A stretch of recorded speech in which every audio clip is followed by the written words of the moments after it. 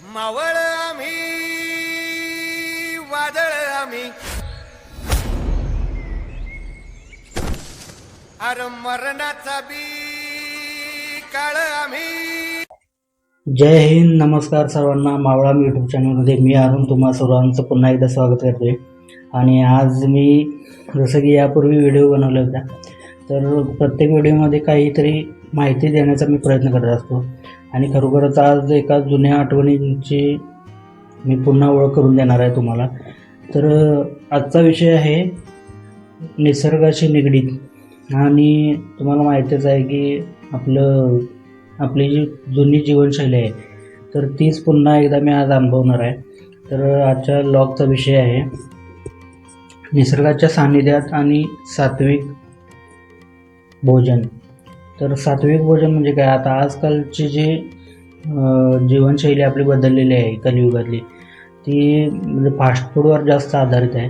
आणि मित्रांनो, आपला पूर्वीचा आहार, साधू संतांनी ज्या गोष्टी आपल्याला दिल्या, आपल्या शेतकऱ्यांनी ज्या गोष्टी शेतामध्ये पिकवल्या होत्या, त्याच गोष्टींवर आपण पूर्णपणे अवलंबून होतो. आणि त्याचमुळे त्यावेळीची शरीरसृष्टी म्हणजे त्यावेळीच्या आहारामुळं आपलं शरीर ज्या प्रकारे सदृढ आणि धष्टपुष्ट असायचं, तर आजकाल त्या गोष्टी खूपच कमी पाहायला मिळतात.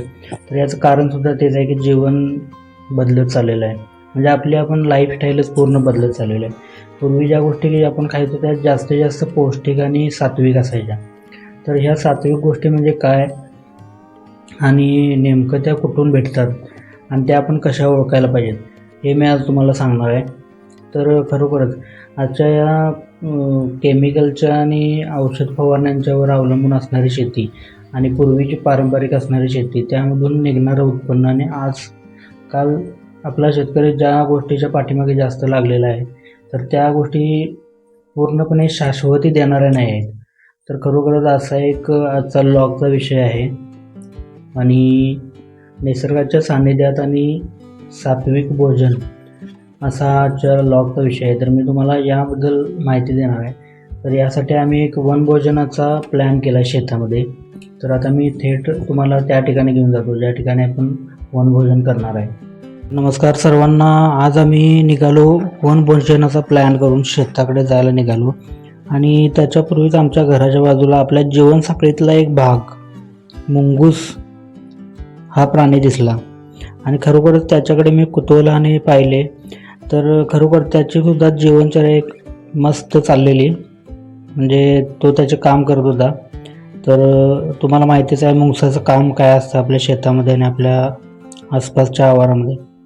तर ते त्याचं काम करत होतं आणि त्याचं सुंदर छायाचित्र मी टिपलं.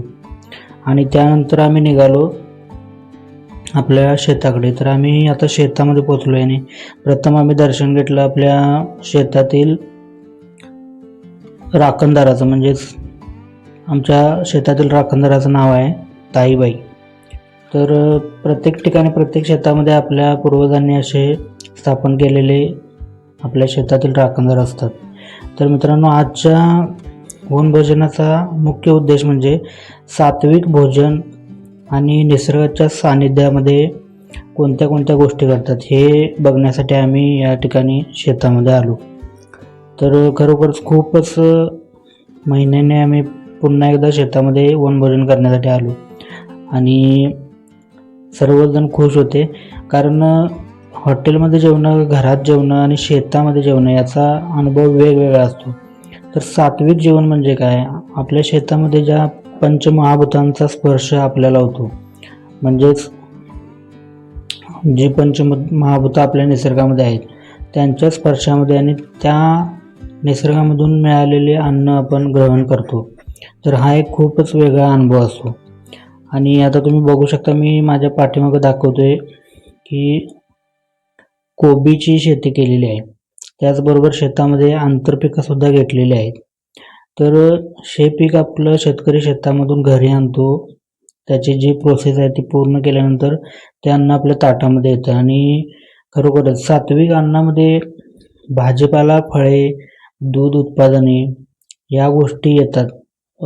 अंडी, मांस या गोष्टी मुख्यतः सात्विक अन्नामध्ये येत नाहीत. आणि त्याचबरोबर कांदा आणि लसूण या गोष्टीसुद्धा सात्विक अन्नामध्ये वर्ज्य असतात. तर सात्विक अन्न म्हणजे काय, जे अन्न ग्रहण केल्यानंतर आपल्या शरीराला चांगली एनर्जी आणि शरीराला एक चांगला लाभ होतो, तर तेच सात्विक अन्न असतं. त्यामध्ये फळेभाज्या आल्या, पालेभाज्या आल्या, त्याचबरोबर तुमची कडधान्य आली, सुकामेवा आला. तर या गोष्टी ज्या निसर्गातून मिळतात, म्हणजे कोणत्याही प्राण्याला हानी न पोचवता ज्या गोष्टी भेटतात त्या सात्विक अन्नामध्ये येतात.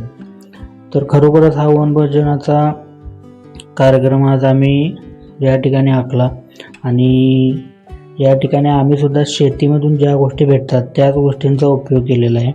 जसं की आपल्याला समोर दिसतंय वांगं आणि जगदाळ्याच्या आणि वरण्याच्या शेंगा यांच्यामधील काढलेली दाणं.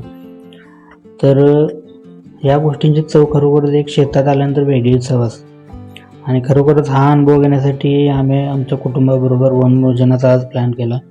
तर खरोखर मित्रांनो, आजकालच्या भेसळीच्या खाद्यपदार्थांपेक्षा खरोखर हे सात्विक अन्न आपल्या आरोग्यासाठी खूप लाभदायक असते. आणि ही बघा, आता मी जी शेंग दाखवतो त्यामध्ये किडा दिसतोय, तुम्हाला कीड लागलेली आहे. तर आजकाल जे औषध फवारणे वगैरे यांचं प्रमाण खूप वाढलेलं आहे, पेस्टिसाइड्स वगैरे खूप आपल्या शेतामध्ये वाढलेले. तर मित्रांनो, ज्या पण गोष्टी आपल्याला वाटतं बाहेर आपण फवारणी करतो याचा अर्थ आपल्या शरीरामध्ये त्या जात नाहीत, पण इनडायरेक्टली त्या आपल्या शरीरामध्ये जात असतात.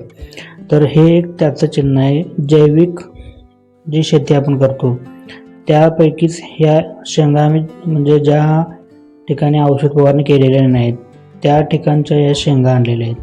तर हे कशावरून ओळखायचं, जो भाजीपाला 24 तासाच्या आत कोमेजतो आणि जो अर्ध्या दिवसापर्यंतच फ्रेश राहतो, हा असतो जैविक भाजीपाला, जर तुम्हाला ओळखायचा असेल तर. आणि ज्याला जास्त कीड लागलेली असते याचा अर्थ त्याच्यावर पेस्टिसाइड म्हणजे औषध फवारणीचा जास्त प्रहार झालेला नसतो, त्यामुळे या गोष्टींना कीड लागलेली असते.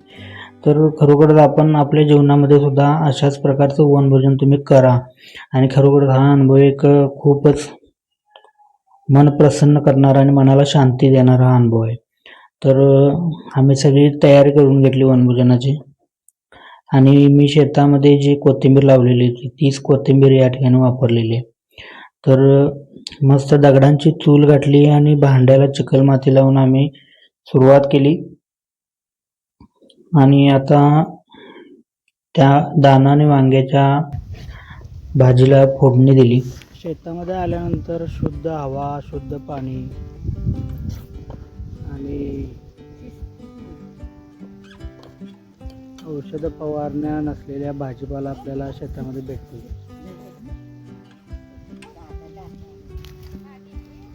बघा, आता आपल्या पलीकडच्या शेतात इथे ऊसाची लागवड केलेली आहे, लावून केली आहे. त्याच्यात आता पाणी द्यायला चालू आहे.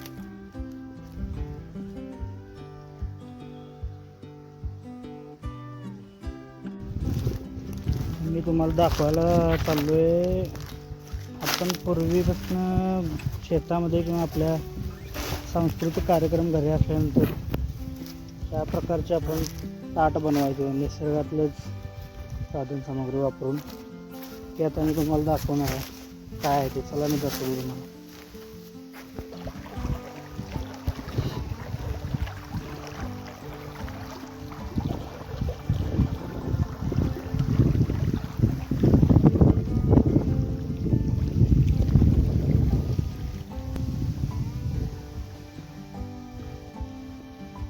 आता जमिनीत पीक नसल्यामुळं, याला पाणी पण नसल्यामुळे या तशा जमिनीला भेगा पडल्या. आता याच्यामध्ये ट्रॅक्टरची पलटी किंवा बैलांनी पलटी घालून नांगरून येऊन याचं आपलं घरगुती खत आहे, ज्याला आपण सेंद्रिय खत म्हणतो. सेंद्रिय खत आता एकदा आणलेलं आहे आणि टाकायला शेतामध्ये.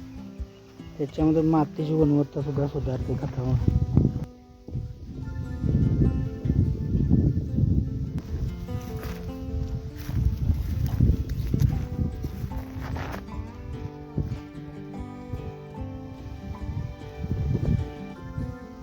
हे आहे पळसाचं झाड. आता हे थोडं तोडल्यामुळे आपल्याला मोठं दिसत नाही, पण पळसाची झाडं घ्यायची पत्रावळ्या करतात.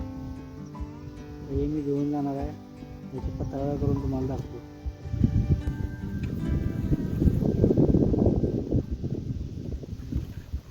हे आता मी पळसाची पानं आणल्यात.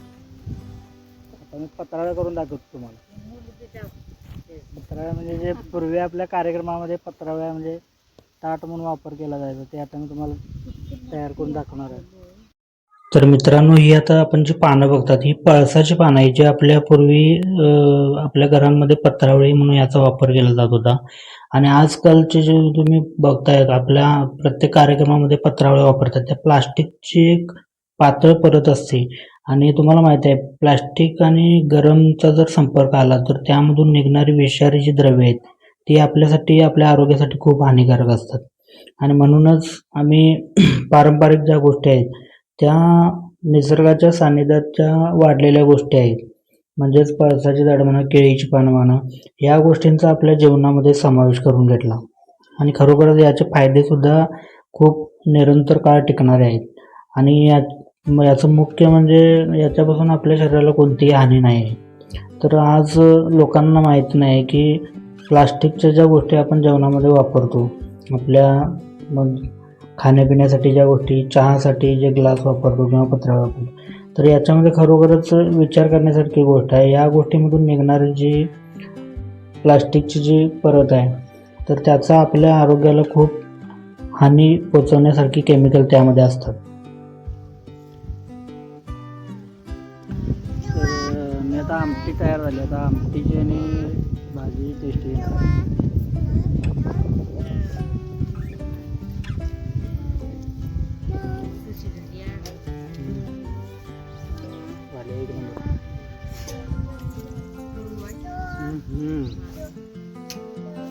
इथं शेतातलं भेटलेलं पाणी आणि शेतातल्या भाज्यांची आमटी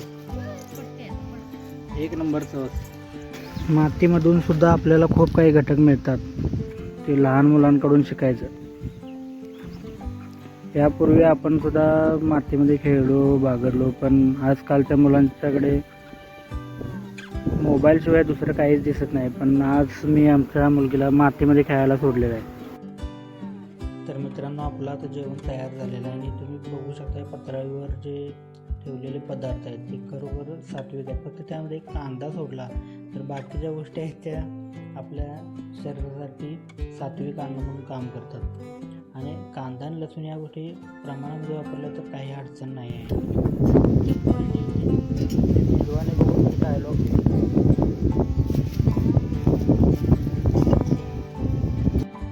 तर मित्रांनो, छोटासा वनभोजनाचा प्रोग्राम आमचा पूर्ण या ठिकाणी झाला.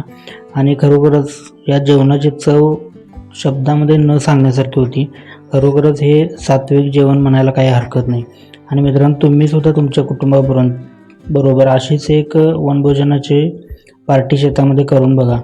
आणि त्यानंतर जो तुमच्या मनाला आणि तुमच्या शरीराला मिळणारा लाभ आहे तो मला नक्की कमेंटमध्ये सांगायला विसरू नका. तोपर्यंत बघत राहा अशाच नवीन व्हिडिओसाठी मावळा मी यूट्यूब चॅनल. आणि अशाच नवीन व्हिडिओसाठी चॅनलला सबस्क्राईब करायला विसरू नका. पुन्हा भेटूया अशाच एका नवीन व्हिडिओमध्ये. तोपर्यंत सर्वांना राम राम.